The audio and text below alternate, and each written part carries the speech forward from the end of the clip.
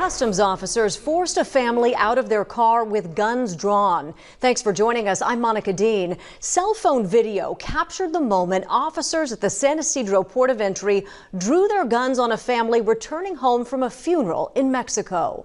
Why are they arresting? I don't understand why. What happened?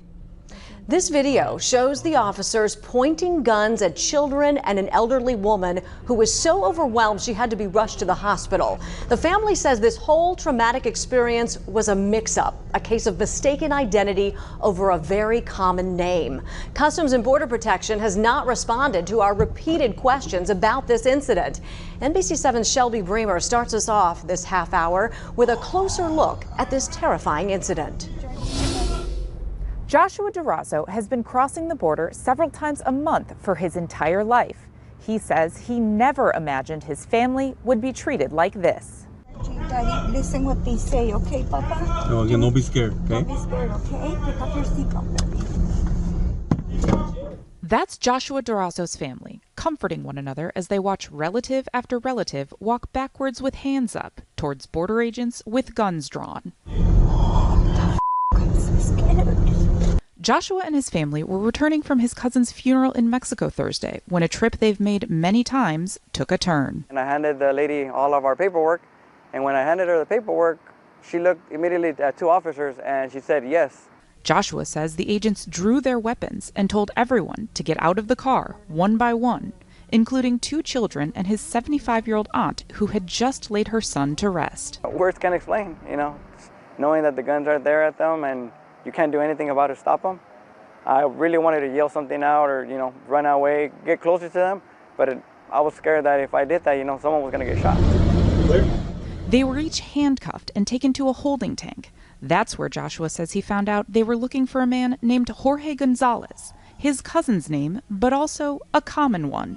They just stereotyped him. They just said by the name and they took us all down for it, which is uncalled for. Joshua says his aunt was so overwhelmed she had to be rushed to the hospital. Next passenger, out of the vehicle!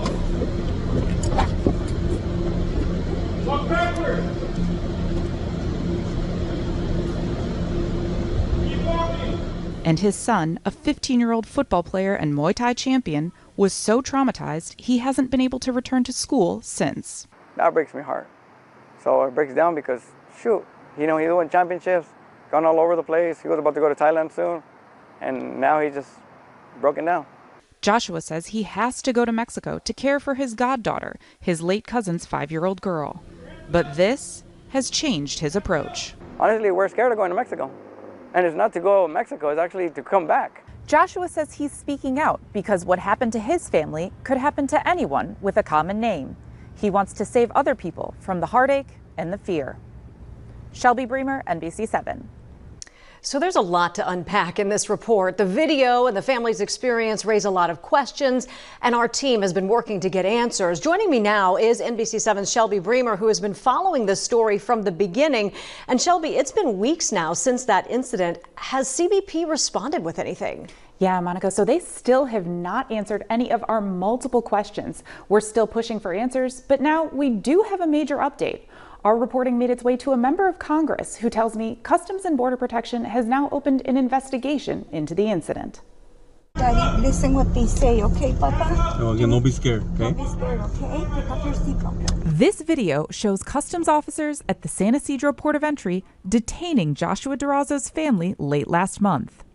One by one, handcuffing them at gunpoint as they returned home from a funeral in Mexico. Hands up, hands up, hands up. Walk backwards, walk backwards. All are lawful permanent U.S. residents, including two children, just 15 and 9 years old. It's the worst thing you could have your kid, aimed at without even being able to defend them or do anything about it. DeRozzo says they later found out officers were looking for a Jorge Gonzalez. That is his cousin's name, but it's also a common one, and he was not the one they were looking for. But what happened? I don't understand why. What happened? We wanted to know what happened too. We repeatedly asked CBP, why were officers looking for Jorge Gonzalez? Why did they draw their weapons? Now, we're not the only ones asking. We need all the answers. and we're demanding them. Congressman Juan Vargas says when our story reached his office, they too contacted CBP. I apologize to the family. Obviously the federal government didn't treat them correctly, and they've got a real gripe here that they're right about. He says it's clear to him under the agency's own rules, this never should have happened. Do you believe that it violated CBP's own use of force policy? Yes, I do. I don't see any other answer other than yes. I do. I think it does. Vargas says CBP has opened an investigation into the incident. Clear. But an investigation alone isn't enough, he says. It has to come with transparency. I think they're trying to backtrack a little bit and say, well, we don't make everything public. No, this one has to be public. You have to release the information. Next passenger, come out of the vehicle. That, he says, then puts CBP's procedures under a microscope to make changes so this doesn't happen to anyone else. Will it happen again? I hope not, but it could. But that's why we want to know what can we do to prevent mistakes like this?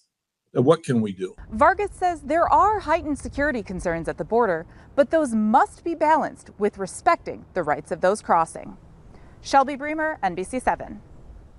Okay, so it's going to be interesting to see if we actually get some confirmation on whether this most recent case was in fact a case of mistaken identity. You can just imagine the fear, the trauma, the confusion that family felt while they were being detained. We just heard Congressman Juan Vargas say officials should issue an apology. What about Joshua Durazo? What does he want from all of this, Shelby? As for what's next for him and his family, aside from any potential legal action, Joshua told me what he's hoping for moving forward.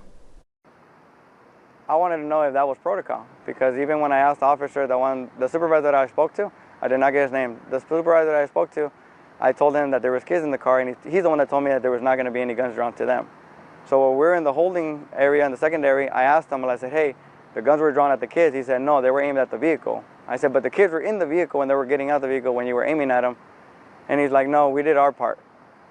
I personally don't think that they did their part. So I would tell them to, evaluate their stuff correctly, to actually scan for people the right way, and if someone is the one that they're looking at, to send them to secondary. Do it in secondary, not in front of everyone. It's embarrassing. Well, we had to go through in front of everyone, having the whole border shut down, and also, being right there in front of everyone at guns drawn. It's hard. Because as much as it hurts for us to go through it, I don't want anyone else to go through it. And if there's any repercussions for any of them to face, I hope they do. I know everyone has protocols, but at the same time too, there was kids in there, there was women out there, there was elderly women out there that should not have gone through this either as well. And I don't want anyone else's family to go through it as well. It really sucks. Having my son that's a Muay Thai fighter not even be able to go to school, that hurts. Stuff just happens sometimes, I guess.